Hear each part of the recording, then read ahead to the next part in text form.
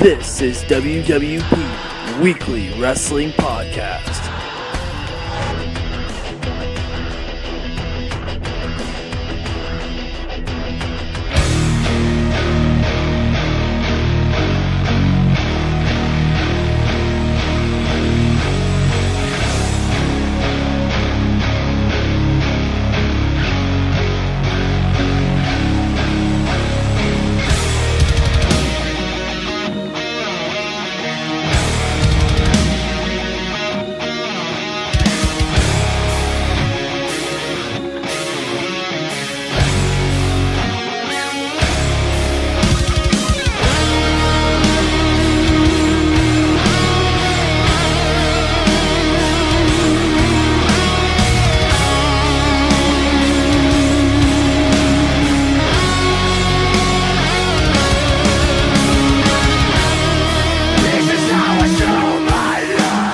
Welcome to the Weekly Wrestling Podcast. I'm your co-host, Matthew Grant. This is a YouTube exclusive, I believe our very first YouTube exclusive, and being joined by a man who has a lot of success ahead of him lately. He's the Chaotic Wrestling Heavyweight Champion. He is the 2015 Ring of Honor Top Prospect. He is Donovan Dijak. Feast your eyes on him. What's going on, man? Not too much. How are you? I'm excited for a YouTube exclusive. I love YouTube. I've been sitting on YouTube all day because I'm here in Massachusetts and we are absolutely blizzarded in, so no one can go anywhere. So I'm just sitting on YouTube. Yeah, it's crazy, man. That weather situation is absolutely nuts. Hope you're doing very well. Hope you're staying safe. I am. I'm doing my best to stay indoors, but my dogs need to go to the bathroom, so we gotta shovel them out a little bit of a space sometimes. But other than that, we're all staying warm. Good to hear, man. Good to hear. Let's touch base on where we left off last time. You were Chaotic Wrestling Heavyweight Champion, just had won the championship, and you're still champion. Let's talk a little bit about your reign. Sure. Hasn't been the most impressive thing in history. I think I've only had one title defense, to be honest. I've had a handful of matches that have all been building towards our main show, Cold Fury, which is in March this year, March 21st, I believe. A couple days before my birthday. Awesome. Yeah. and talk a little bit about it. Yeah. So I defended the championship against Mark Sherman. That was a fun match that we had. All in all, the storyline has been progressing pretty well, I think, and it should culminate one way or another in the Cold Fury event. I know for those who aren't familiar, you walked into the Pandemonium 6-way match, which is basically a number one contendership for the Cold Fury event, and you walked in as champion and earned the number one contendership as well. So I don't think anybody really knows what's going on. That's correct. Yeah, that's sort of where we stand right now. I at that particular Pandemonium event at the Lowell PAV, I displaced Chase Del Monte. I took his spot after a bit of a confrontation in the back. So yeah, he came back and returned the last Woomern event, and has since demanded a spot at Cold Fury. So we will see how that progresses. Should be a big one there. I know a lot of people are looking forward to that Chase Del Monte, Donovan Dijak eventual match. Maybe a Cold Fury. Maybe I'm not even sure. So we shall see. Looking forward to it. You've also made your CZW debut. Talk a little bit about how that opportunity came about. The CZW debut actually happened because I was at an event in Rhode Island, West Warwick, Rhode Island, for XWA, which is a great promotion that I'm starting to get my feet wet in. And I just happened to show up that day. There was nothing going on, and they They knew I was in the crowd. They talked to some guys in the back. I know Fury was in the back that day, so maybe he put in a good word for me. And they booked me against DJ Hyde that night, who's the the current owner of CZW. So he and I had a match. The match went pretty well. I sent him a few emails. Nothing really came of it, but I happened to be free that day. That they were running Night of Infamy in Voorhees, so I sent him a message, asked him if I could come down. He said, "Yeah, sure." So I showed up at the venue, and it turned out that night that CZW had a spot for me. So I was able to get on their little pay-per-view there in a short match against Alexander James. But I mean, any notoriety is good notoriety. So I was able to kind of get my face out there for a fan base that probably hadn't seen me before. Is that something you're wanting to do in the future? With CZW? Yep. It depends. I mean, it depends on what they're looking for. It depends on where I am, where I stand with what promotions I'm looking for. I don't necessarily know the details between cross promotion type stuff. I'm pretty sure that they have like contract situations. I can't think of a ton of guys who work for both Ring of Honor and CZW. I'm sure there are some, but that might be a specific thing. So all in all, I'm not entirely sure like how that would work. I know that they've, I reached out to them afterwards, and obviously I haven't been back since. So maybe they're looking to go creatively a different route.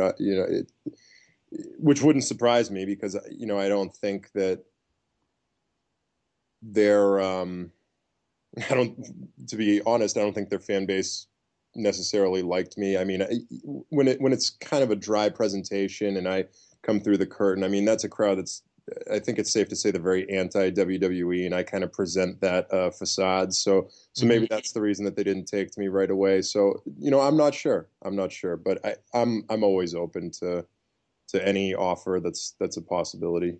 I'm kind of glad you brought up that subject. Do you feel like your size ever takes away from any independent bookings? I think early on, I mean, it is still early on in my career, but early on, there's definitely a stigma associated with most big men because, to be frank, most big men typically aren't very good, especially if they're green, if they're new guys. And when I say not very good, I don't mean that in like they're bad wrestlers. I just mean that they don't curtail to a lot of what indie wrestling tries to provide, because people can get a certain style of wrestling on television. They like to present that larger than life, really psychology based sort of, like no one can take the Big Show off his feet type wrestling. Yep. So people see that every Monday on television. So when they go to the indies, I think they're looking for something a little different.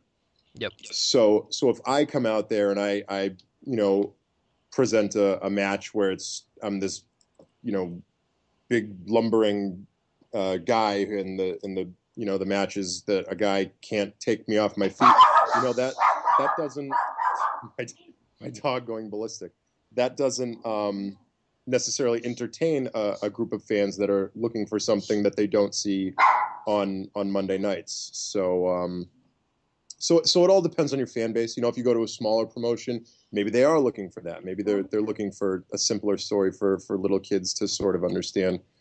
But so it varied.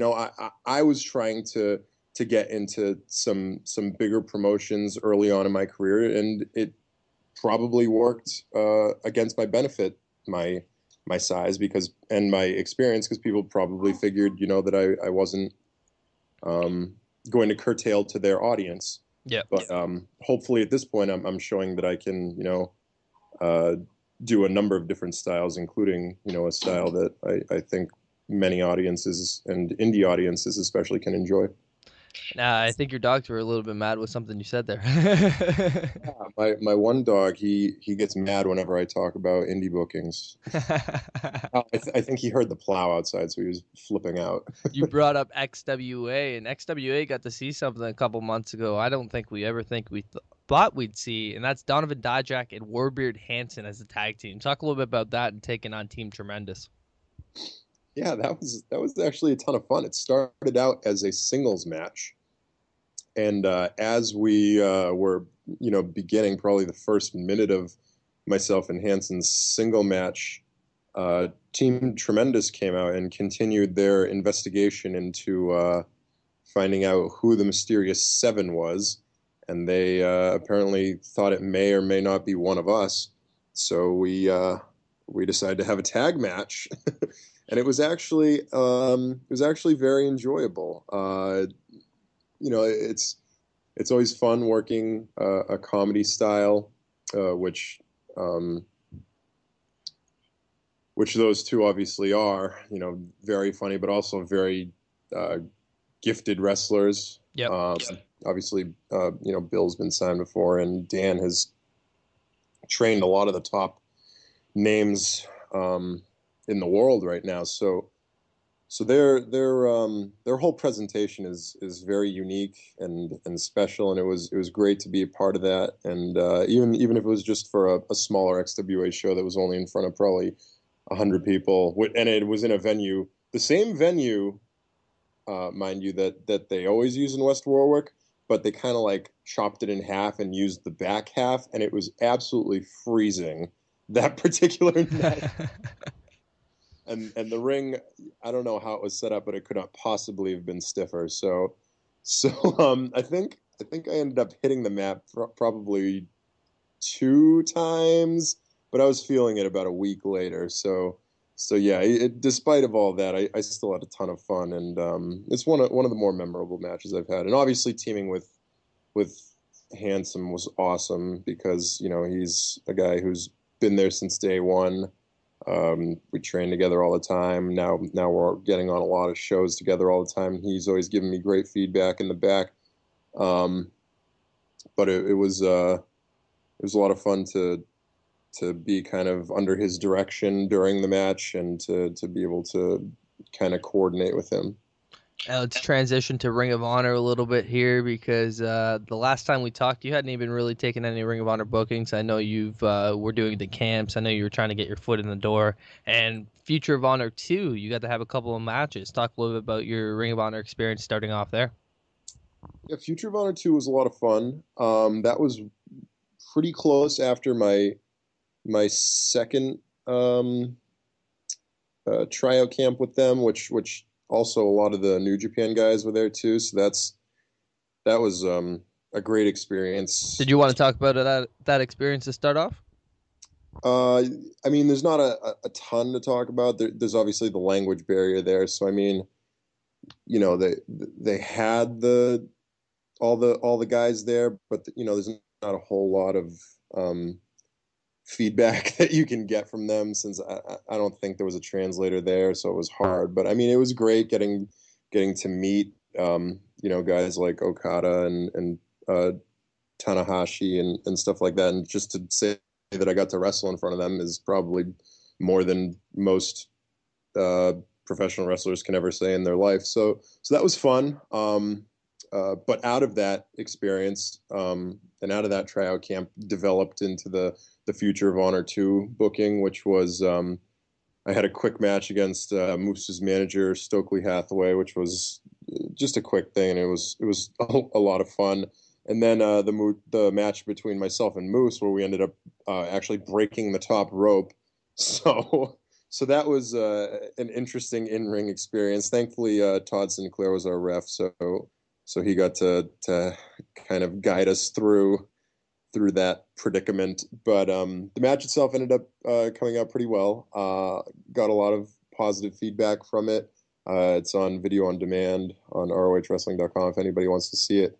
And then from there, I just kind of stayed persistent, kept emailing Ring of Honor, kept showing up to to shows and things like that, sending them updated pictures, tape, everything like that, and then that finally developed into the top prospect tournament. Now, talk a little bit about that strange experience. Is that the strangest experience you've ever had in a professional wrestling ring?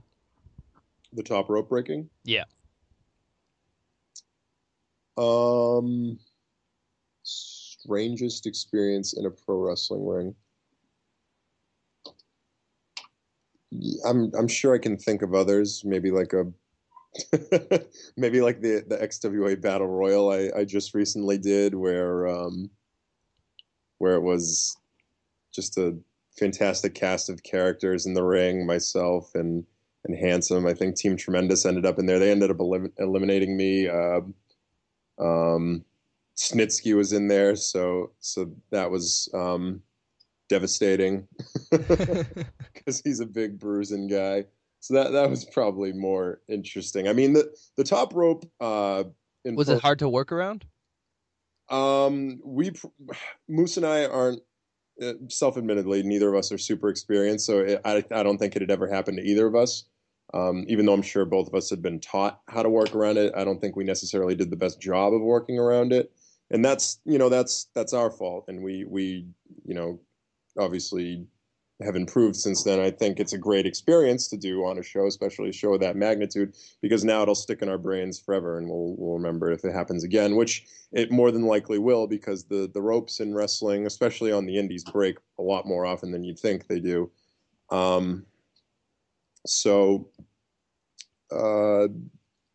yeah, hopefully we got something out of that, but yeah, the most interesting experience, I would say, was probably that XWA Battle Royal that we had recently. Now, moving forward into the top prospect tournament, talk about how that opportunity came about, and talk a little bit about the 3 matches you had. So yeah, like like I said, I was going to shows. I went to a show in Baltimore. I went to the Final Battle pay-per-view in New York. Just to show my face and to help out with ring crew and everything like that. Kept emailing, kept sending pictures and video and things like that. And then I I ended up getting the email in early December that I was going to be part of the tournament, which was super exciting. Obviously, got all the information over to them. They released everything. And it was actually kind of exciting watching it build because, with every name they released, the fans got more and more anxious because everybody wanted their their guy to be on it or whatever it happened to be. And once it got to number 7, and I knew that I was the only one left, and everybody else was clamoring for whoever they wanted it to be, I was like, well, they're going to be super let down when they find out it's me. But I'm gonna make sure that at the end of this tournament that they're not let down. I'm gonna make sure that at the end of this tournament that that the fans feel like even though they didn't get who they wanted, that they were rewarded regardless. It's funny that you say that because you got to face off against one of my guys in Ashley 6, but I'll let you continue on with your experience.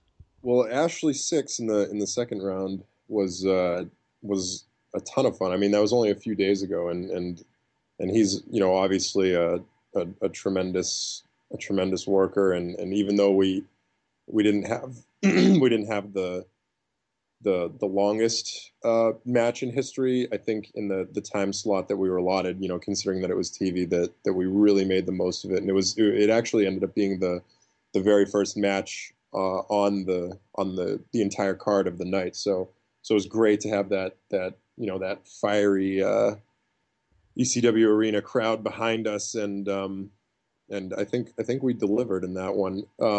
But before that was in Nashville, and that was myself and Jake Durden, another great guy, easy guy to work with. That match ended up exceeding expectations, I think, on both fronts and from a viewer standpoint. So again, I can't say enough positive things about all the guys that I was able to to wrestle with. And I can personally say from watching that match, it was a really enjoyable match for the time you guys had. yeah, it's it's funny because it's got to be the first time probably in Ring of Honor history where there've been like two like legitimate big guys for the indies anyway, squaring up, because historically Ring of Honor has been a small guys sort of area, and rightfully so, because they don't really care too much, at least in their early days, about um, the size. Basically, their concern was the in ring product. So naturally, just by the sheer numbers of it, there's going to be more talented in ring technicians who are smaller. So at this point, when it's myself and Jake squaring off, you kind of expect it to be this big lumbering match, and we You almost have to change up your game plan a little bit. yeah, a little bit. I knew that we had to stick to that sort of psychology, where we're not just ignoring the fact that we're both big, but I knew that we're both capable of more, and I wanted to be able to sort of highlight that aspect. Yeah, So when you did that flip over the rope, I think I lost my mind. yeah, it was definitely a good experience, unique in that I tried to design it so it came out of nowhere, and that it kind of surprised people. Even though we set up the beginning to try to stick to that big man sort of psychology, but still display some of the things we can do. I wanted that to kind of surprise people and bring it to the next level. And That's exactly what it did. yeah, everything could have, I think, uh, progressed a little better from there. But I was happy with the fact that the finish got over as well as it did, because it's really the first place that I've ever used that finisher thing, and I honestly didn't know what kind of reaction it would get. And How in the hell did you come up with the idea for that thing? That thing's insane. so so what I was doing is, usually after class at the New England Pro Wrestling Academy where I train, we have some free time. So usually I use that time to think of moves, because you don't, contrary to what people think, we don't go to class to learn moves. Moves are really like the last thing that anyone's concerned about. So finally it's after class hours, and I'm in the ring with uh, one of the kids who trains with me. He's just starting to make a name for himself. His name is Christian Casanova. He's one of the lighter kids, so he's easy to kind of pick up and move around. So I was trying to think of something unique to do. So I picked him up for a body slam, but I did it backwards, so his back was facing me. And then I had him up there, and I was trying to figure out what I could do from there. So I kind of grabbed his under his chin, and then pushed his legs forward, and then I added the knee strike, and I was like, oh, this is kind of interesting. So I took a video of it. I sent it to Fury. Fury really liked it. He gave me some critique on it, and then I figured it's a little easier to get him up there, and it's kind of a better starting situation if I do it from a gut wrench, like the Farouk Dominator sort of thing. So I picked him up. So I started using it like that. If you watch the Night of Infamy match with Alexander James at CZW, that I actually use it from a gut wrench. So I did that for a little bit. I think one of my matches on a secret show with Mikey Webb, I picked him up from the gut wrench. So it was I was finding out, especially doing it on shows, that it's a little difficult, especially when both guys are tired, to kind of balance him on the small of the back there, and it's kind of a difficult position. So I thought to myself, okay, how can I get him in more of a balanced position, but kind of have the same end result? And one day it clicked in my mind. I thought I'd pick him up for a burning hammer and see if it would work better out of that. So I tried that in class, and it ended up working very well. So the first time I tried it was, I think, in Chaotic against Matt Taven in that Pandemonium match, and it was pretty successful. So I used it maybe once before that, but then it was that time that it seems a lot of people saw on the Ring of Honor show against Jake. Yeah, it was really, really a cool move. Now move on to the finals with Will Ferreira. So, so, and obviously this is a spoiler alert for everybody listening. Ring of Honor TV won't be airing for I think 3 weeks, but uh, after I won the match against Ashley Six, I watched Will's match because I wanted to get a feel of what was going on there, and then there were 3 tapings, so we knew that we would have to move quickly, but I didn't know that it would be in the second taping, so we had to move really quickly once once Will finished up in his first round match, because we realistically only had about a half hour in between matches there. Wow. So, but the collaboration there I think was phenomenal. Will's such a talented wrestler, and the way the match was designed and the amount of time we had, I think it came off really well. It was a slow build, and I think it kind of got across the point we were trying to establish initially. And then once we started moving towards the end of it, the crowd really started to build and enjoy what we were doing. So so it was really it was really it was really a special match, I think, for both of us. And what we were able to sort of do in just a short amount of time, in the 1 hour or whatever that we had in between the time when we were initially introduced to the crowd, and how they felt about us at the end, I think was really special. But there's a lot of different contributing factors to that. And I think the crowd being as invested and interested as they were the entire night was a big part of it.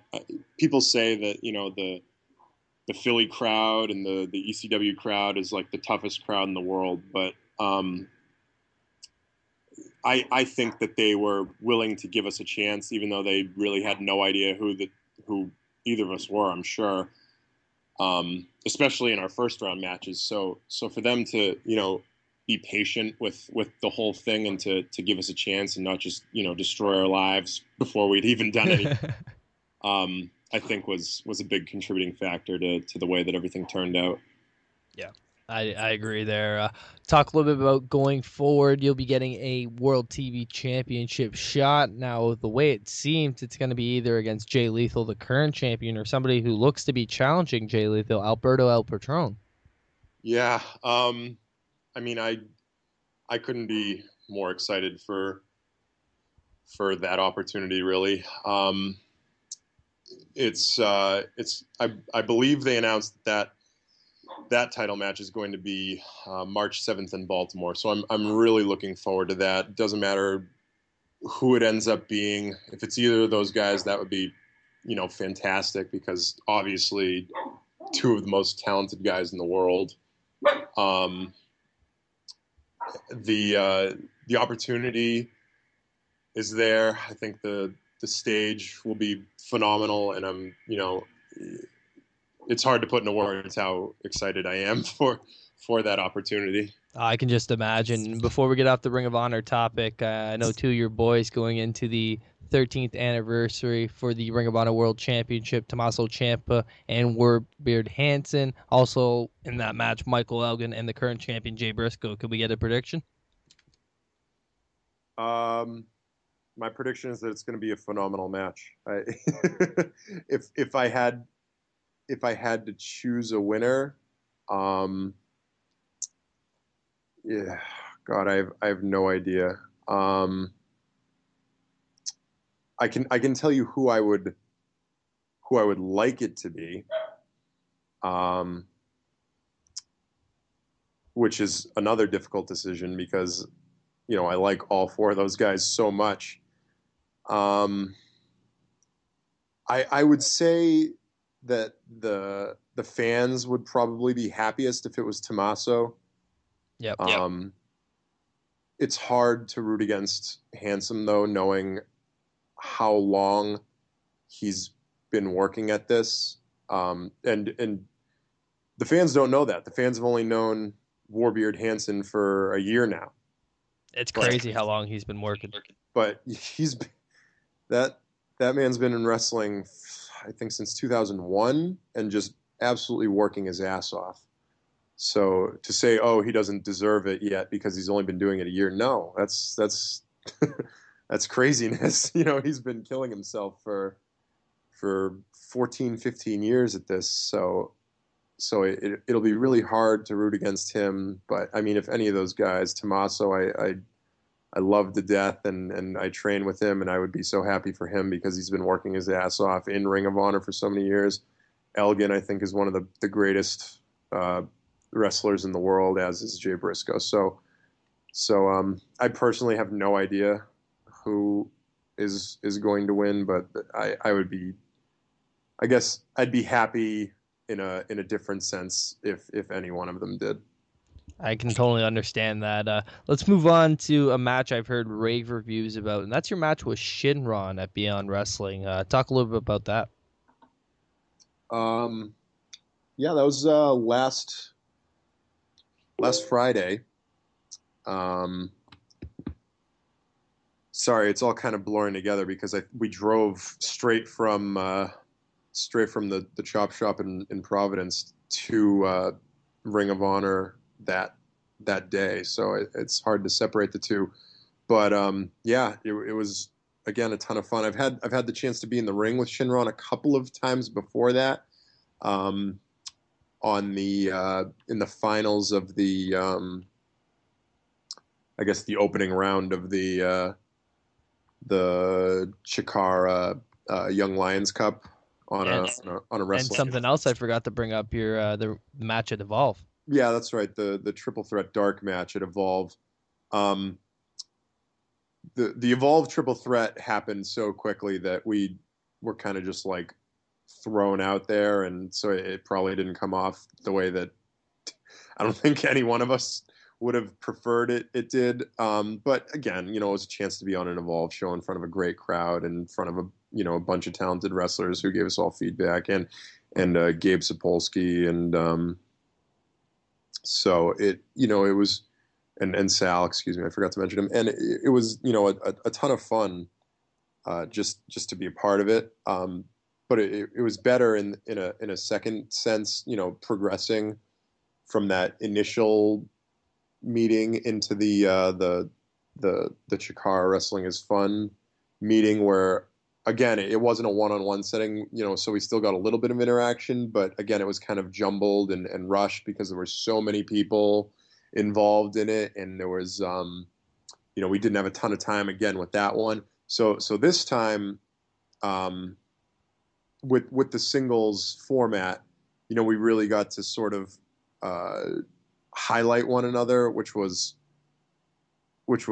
a lot of fun, and I'm really looking forward to.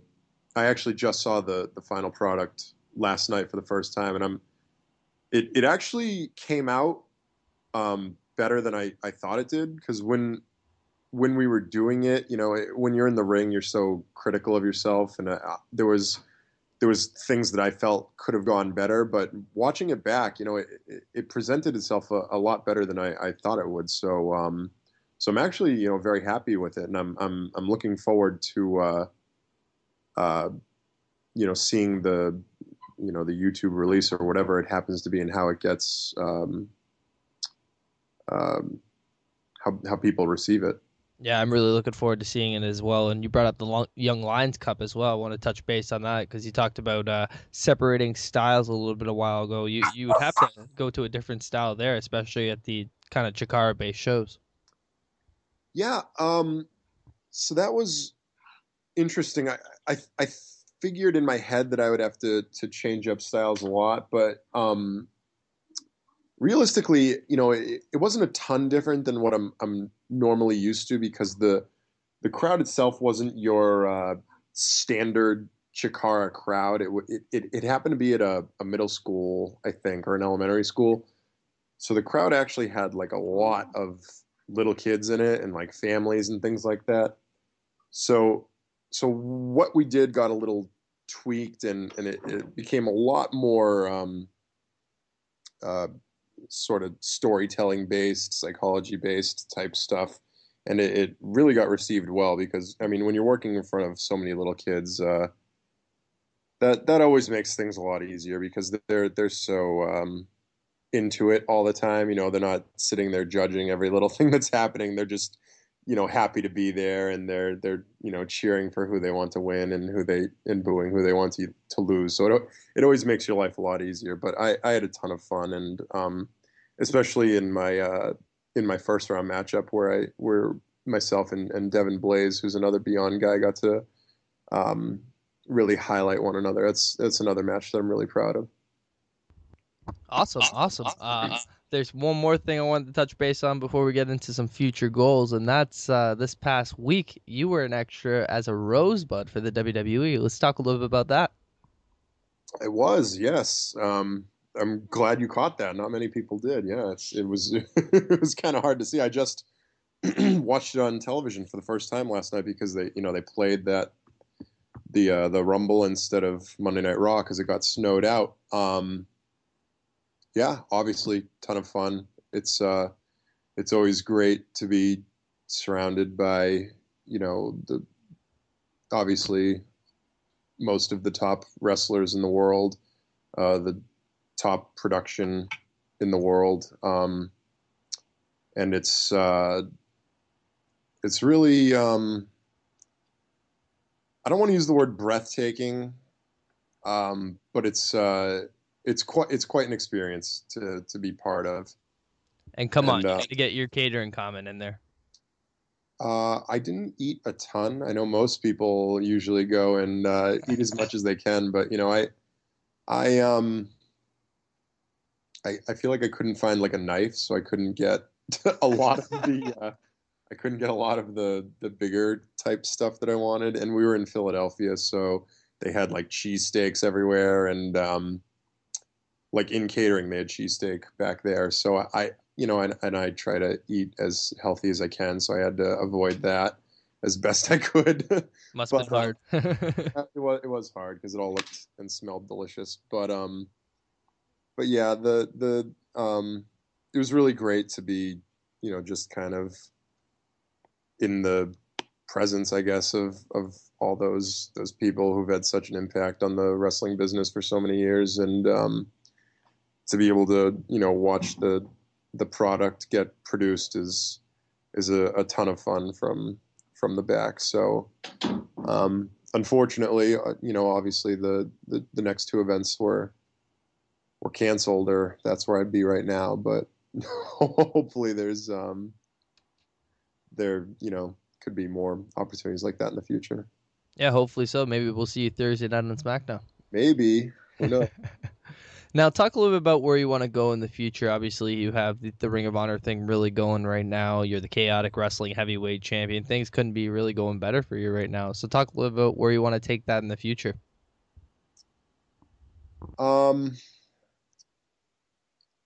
Hopefully, you know, the goal should always be, and I know I've said this, and I probably said it on the last time I was on your show. The goal should always be to you know, treat this business as a business. You know, a lot of people treat it as a hobby, and you know, that's their own personal preference. I personally treat it as a business, and in any business, the goal should be, you know, to make money out of it. Not to say that my goals are to go out and make money, because you know, there's different ways to go about achieving your goals. My own personal goal when I decided to be a professional wrestler was I wanted to make people happy. So I feel like that's my initial job, is to entertain people and make them happy. But the best way to go about that is to progress in the wrestling business so you can get more eyes on you, et cetera, whatever it happens to be. So right now, my own personal goal is to keep improving whatever stage I happen to be on. You know, I want to be able to, you know, make a living one day off of professional wrestling. So I want to progress to the point where, I don't have to worry about, my 9 to 5 job. I can just focus on professional wrestling so I can be the best professional wrestler that I can be, and that, I end up entertaining more people and making their days, better by watching me. So if I can do that, as a full-time job, that's great. If I can do it on the weekends and make enough to support myself, that's great too. Those are my goals ultimately in professional wrestling. Now those aren't familiar with Donovan Dijak. Give them a couple of matches to search up and familiarize themselves with you and with your in-ring style. Um, Not the easiest thing in the world. I have a bunch of matches on YouTube. Um, Unfortunately for me, like most of my, uh, I guess my favorite matches, or at least my most recent matches, which I would consider most of my best matches, because I always feel like I'm getting better, aren't really available on YouTube, because they're for like Ring of Honor or Beyond or Chaotic, or just these companies that don't release matches on YouTube. Um, and wouldn't let me, like, even if I recorded it myself, like I can't just go and post a Ring of Honor match on YouTube. That would be a big no-no. And Chaotic's the same way, and I'm pretty sure Beyond's the same way too. So because they all release their stuff, for their viewing audience. Yep. So it's difficult to say, oh, hey, go find this match. I mean, you can go to rohwrestling.com and sign up. Well, currently this week, if you have the free account, or if you don't have an account at all and you just go to Watch TV or Watch Newest TV or whatever it happens to be, you can see my match with Jake. And Check it out, folks. Yep, that'll last until I think Thursday, when they put up this week's episode, which is the episode with Mikey Webb, which is another great match, but that everyone should check out. But if you sign up for the membership, then you can get all of those, and you can watch that match and go back in their archives and watch as much as you want. And then you'll be able to watch the upcoming Top Prospect tournament matches involving myself and Ashley Six, and then the following week with the finals with myself and Will Ferrara. And you can watch those early. I think they get released on either Monday or Tuesday for ringside members, so that's always worth it. And then you can go back and watch all of them. Other than that, I know Beyond is going to be releasing some of my matches shortly. I'm really looking forward to seeing the reception that myself and Brian Fury get, the reception that myself and Mikey Webb get, the reception that myself and Shinron get. Those are all matches that I'm really proud of. And obviously you can go buy Chaotic DVDs at chaoticwrestling.com. They release, clips and stuff on our Chaotic cast, but never really full matches. But take it away with plugs, man. One day I'm sure I'll have a match that I feel is great that I can release on YouTube. But I do have a YouTube channel, and there's a lot of matches with a lot of quality opponents on there. But I mean, in my opinion, I think the most recent one is from like 4 or 5 months ago, and I feel like I've made so many strides in those 4 or 5 months that you can kind of like see what I'm about from those matches. But if you really want to see, where I stand today, then you got to check out that, one of those 3 companies, or maybe you've seen me at another company recently that I can't quite remember right now. I'm thinking about Ring of Honor in Canada coming up in May, and hopefully you're at those dates, buddy, because I can't wait to see you in action in person. Really looking forward to that, and really looking forward to what you're doing over the next couple of months. Congratulations on all the success you've had lately. I'm really proud of what you're doing, buddy, and keep it up. Oh, thank you very much. I really appreciate it. Hey, man, anytime. If there's anything you want to throw out there, I know you got a Pro Wrestling Tees store, Twitter, social media, anything you want to throw out there. Yeah, sure. The same 3 that I'm always throwing out there. It's if you want to follow me on Twitter, it's at Donovan Dijak. They're all the same name, so it's all DONOVANDIJAK. Do you ever find people spelling that wrong?